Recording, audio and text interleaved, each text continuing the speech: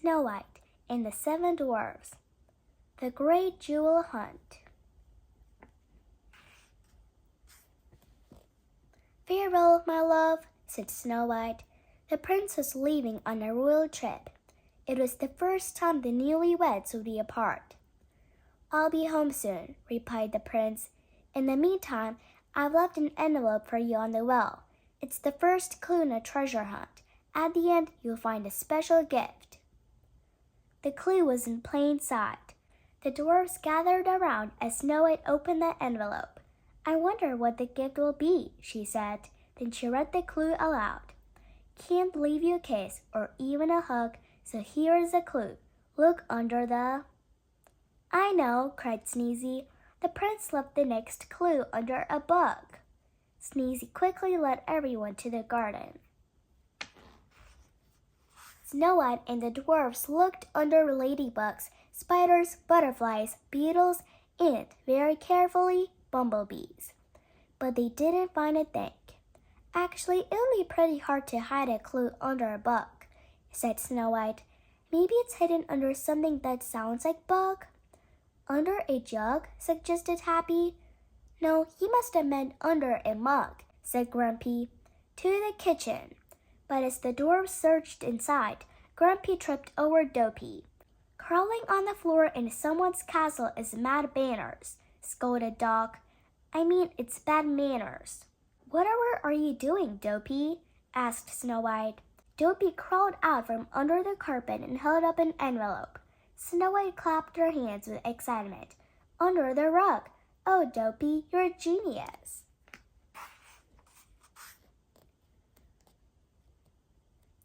Snow White read the clue. "Hooray, you found it! Easy when you try. Now in the kitchen, just lift up the—" "Pie!" shouted all the dwarfs at the same time. Searching had given them quite an appetite. Sure enough, the next clue was hidden underneath the pie plate. First, Snow White served everyone a big piece of freshly baked gooseberry pie. Then, while they were eating, she read the next clue. "Put on a smile, it's no time to frown. You'll find the next clue in your royal—" Snow White thought for a moment. "My royal gown?" she guessed. The dwarves all nodded in agreement and quickly finished off their pie.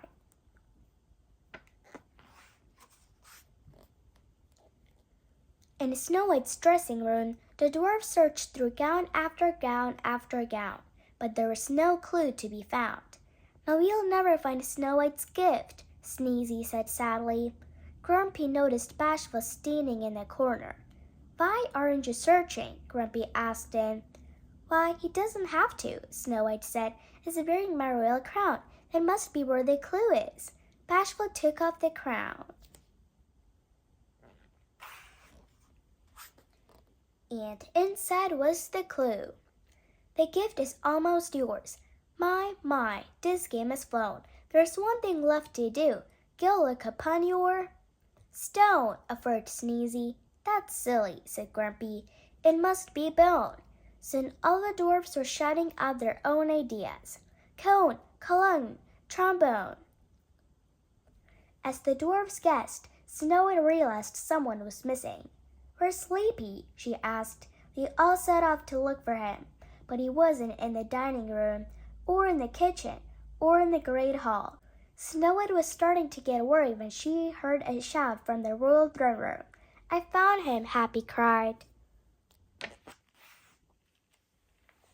Sleepy was sound asleep on Snow White's throne. "That's the answer to the clue," she whispered. "Go look upon your throne." "So where's the gift?" Grumpy grumped. "Right there," said Dog. "Look." Sitting at the very top of Snow White's throne were two birds holding something that sparkled. To everyone's surprise, the birds flew down and placed a delicate necklace around Snow White's neck. The gift was a stunning heart-shaped ruby on a golden chain. "Why, it's the color of love," she said.